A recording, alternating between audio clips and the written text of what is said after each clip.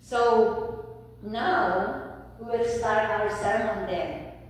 Today is Christ the King Sunday and Thanksgiving Sunday. I put it "and" here because we will celebrate also our Thanksgiving here at the U.S. So friends, we come today to the last Sunday of the liturgical year. This is the last liturgical that we are following. And on the next Sunday, we have another cycle C, when we have our Advent. So, Christ the King Sunday. I always think of this liturgical year as a kind of great procession, at the end of which comes the most important figure, the King, our Lord Jesus Christ.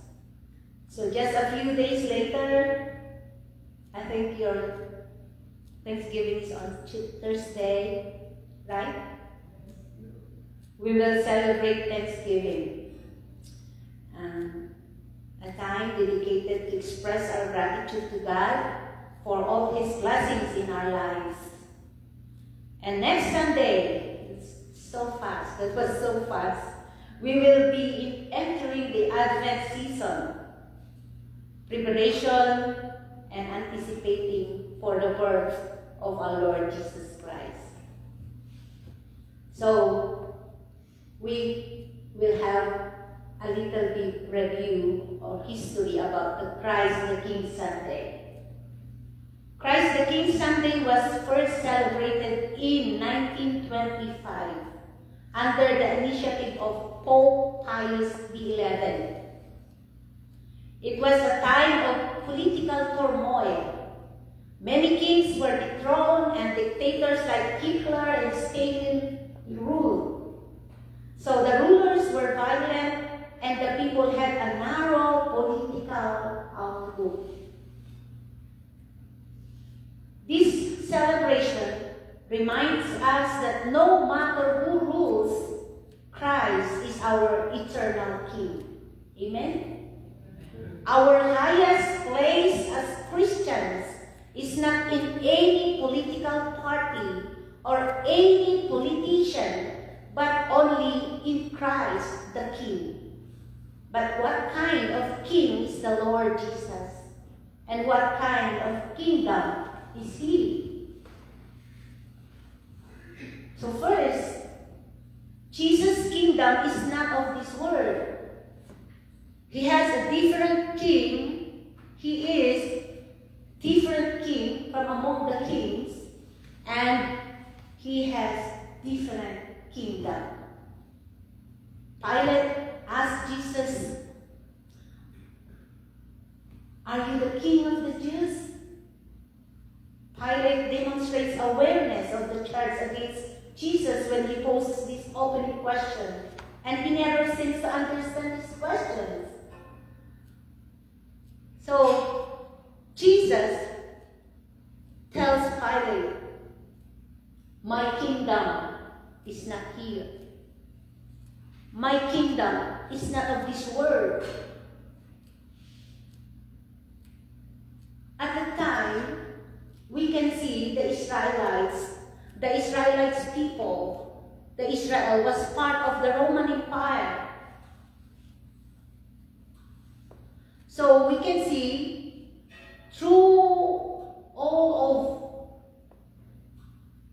the seasons of those we can read in the Old Testament, they have the kings, so many kings.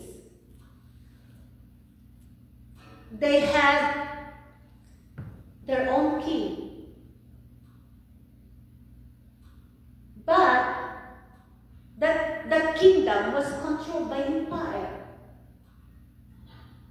And we're not.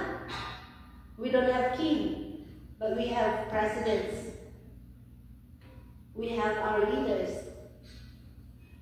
Same as with Philippines. So, the Lord Jesus' rule is not like the rule of the kings of this world. It has a big difference from the Old Testament times and of Jesus Christ times.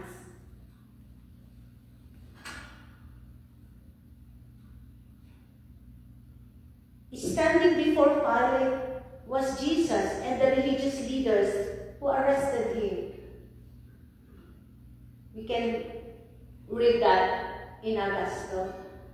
So the religious leaders accused Jesus of different crimes. What are those? They arrested him for blasphemy, claiming to be God, encouraging not to pay taxes, claiming to be king, and causing riots. However, Pilate knew what was going on. He knew that the religious leaders hated Jesus, and he didn't want to act as their executioner. So he excuses himself. So what he did, Pilate made an attempt to deal with Jesus. Yeah. Christ's kingdom is a reign of love.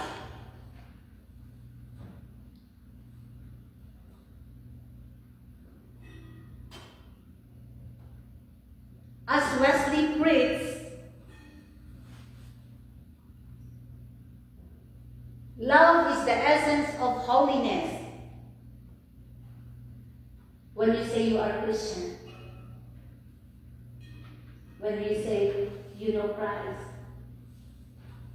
there must be a sign or an action. Your faith, put it into action. Your Christianity must sing in you what Wesley said. Holiness shown in us through our love. Brothers and sisters, to belong to His kingdom is to live out the great commandment. And what is that? To love God with all our love, with our mind, with our strength, with our soul, and love our neighbor as we love ourselves. That emanates our Christianity and our being holy as Christians.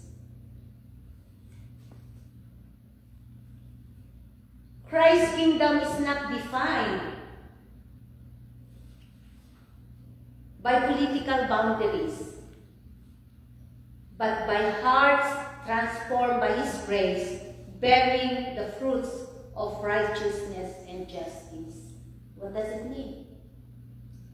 His kingdom is big, has a big difference from the kingdom that ruled by the kings on the Old Testament times.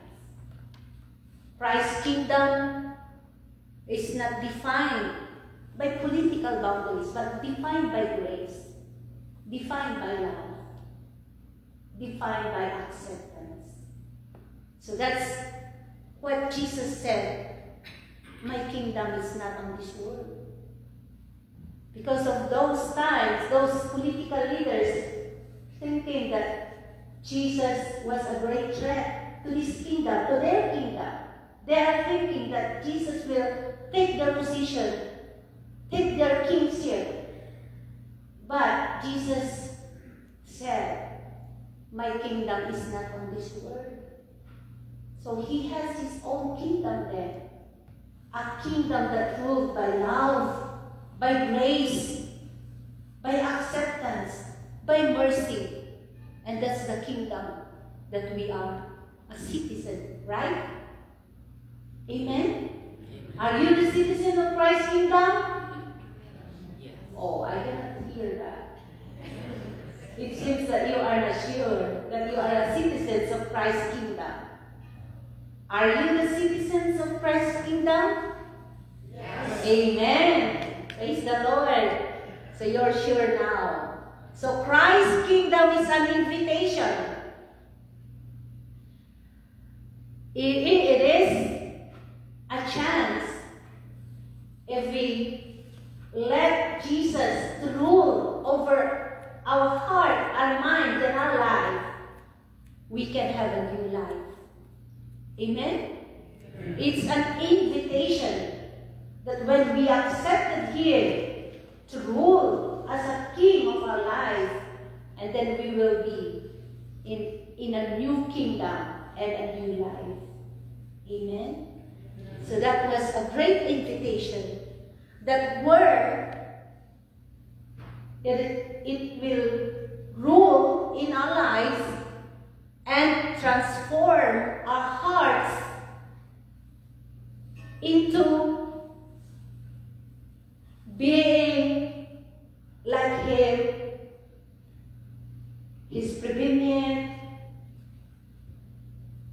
His justifying and sanctifying grace. God indeed has a great plan on this world. So we are anticipating now the birth of our Lord Jesus Christ, the King, that where Jesus, where God sent His only begotten Son. So whosoever accepted Him, they will have their eternal life. They will not perish, but they will enjoy their life in God's kingdom. So let us see the next.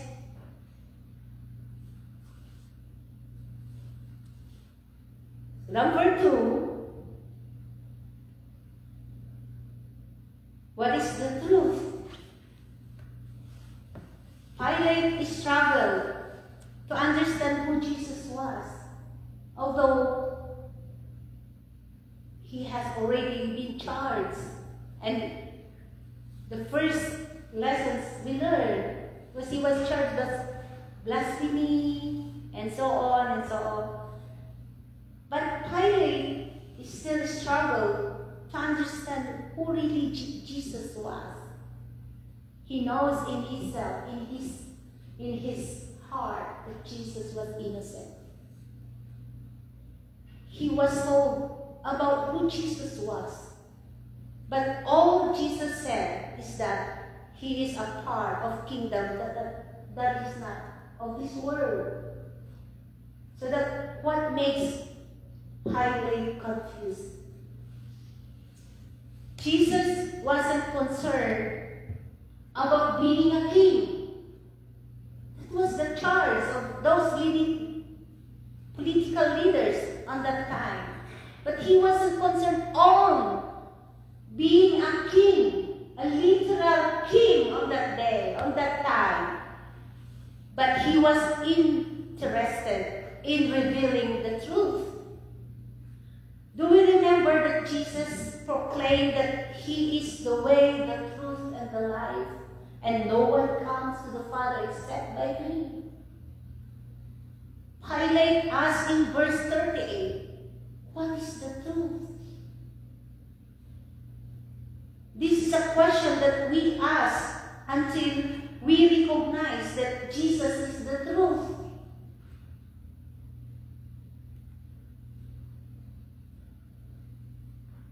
To the Jews who had believed Him, Jesus said, if you hold to my teaching, you are really my disciples.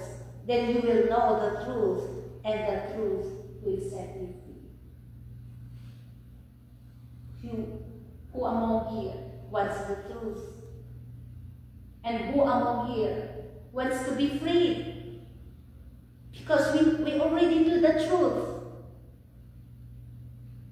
And do you know what? God can do that. God can surely do that. we cannot see, we cannot understand the truth unless we will be in one spirit with Him. And we will have our strong faith with Him. God holds the key of truth in His kingdom. So that might be our goal in every day. When we want to know the truth and we want to read the Bible, we cannot understand that all. Amen? We cannot understand that without the guidance of the Holy Spirit, without the key that God will open that for His kingdom secret. So God is holding the key in His kingdom secret. Whoever wants to know the truth, and that is through Jesus, His Son. Jesus is the way, the truth, and the life. So we were connected then. We will know the truth then. We will know the kingdom secret then if Jesus is connected in your life. Amen? Does Jesus is the King of your life? Does Jesus is the Savior of your life? Amen? So when Jesus, if you believe Him, if you believe in Him, you will be then His disciples. We are then His disciples. Then we will know the truth, and the truth will set us all free. Next, Jesus emphasizes that He came to testify to the truth. His authority is rooted in divine truth, not human power, but divine truth. Despite Jesus embodying the ultimate truth and glory of God, many people did not recognize or accept Him during His time on earth. And until now, they are anticipating.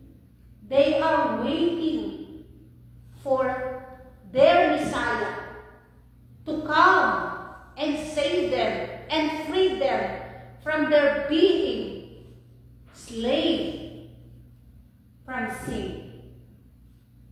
So that's the truth. That's why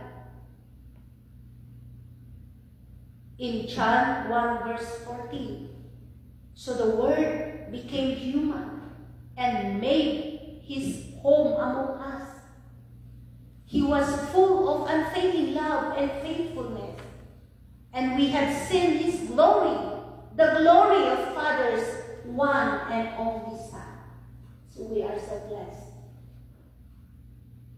because we will believe in His only begotten Son. We were so blessed because His divine truth will be given to each and every one of us. And number 3, who will you choose? Jesus or Barabbas? Pilate said to the crowd, "Do you want me to release the King of the Jews?" The Jews believed that the Lord was their king. But they boldly said, "We have no king but Caesar." They renounced their faith as Jews and chose the emperor's authority. Those people that are shouting before when Jesus entered the triumphal entry to Jerusalem, and they are shouting, "Hosanna to the highest." And now they are shouting, "Crucify Him, crucify Him." They choose the person, the other one, rather than Jesus. This story It's a long time ago. That was April 2015. This was the Ethiopian Christians beheaded by ISIS. And the ISIS released a video showing the brutal beheading and shooting of Ethiopian Christians in Libya. From these groups, one person in the group is not a Christian. Maybe they went to a missionary work and he came through because he has a friend there as a missionary. And do you know what? Before they shoot or behead them, this ISIS asked this person, if you going to deny and denounce that you are not a Christian, you are not in this group, we will allow you to go home. You will not be excluded. You will be excluded in this shooting. But this person chose Christ.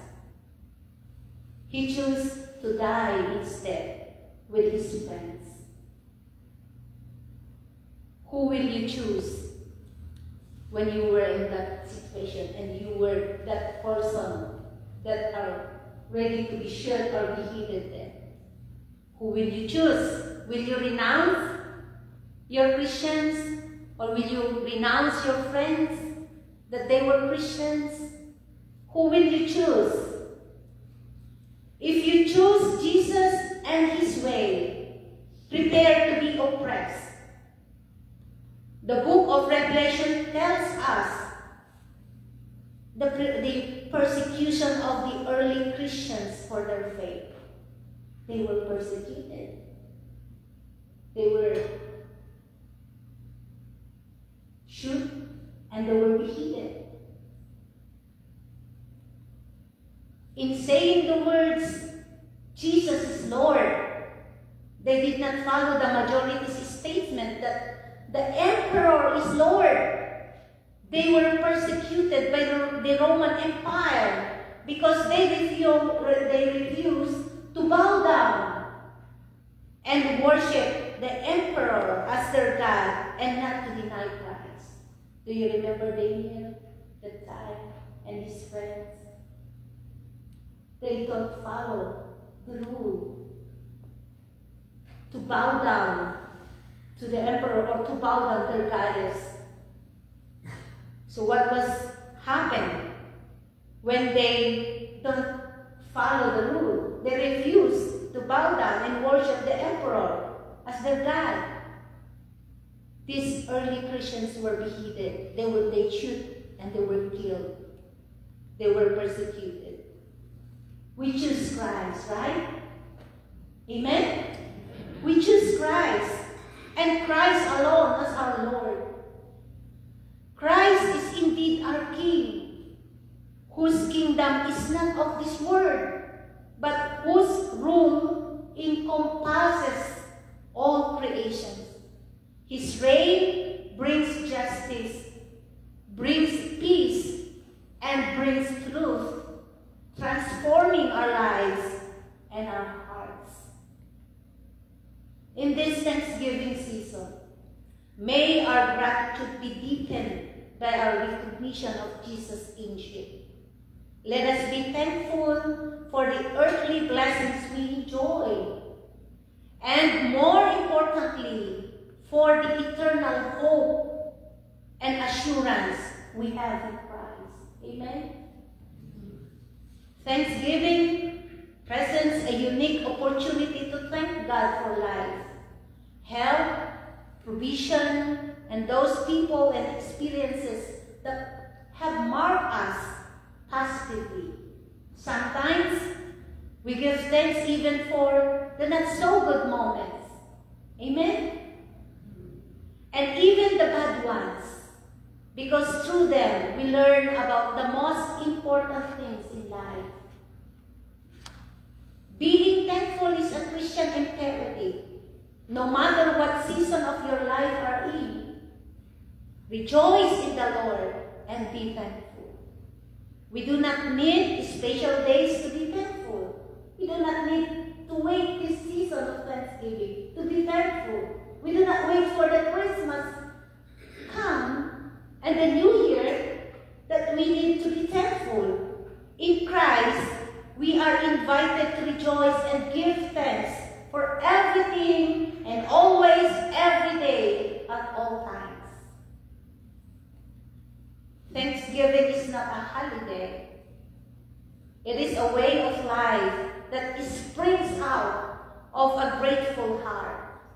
As children of God, we have the eternal source and reason for thanksgiving in Jesus Christ.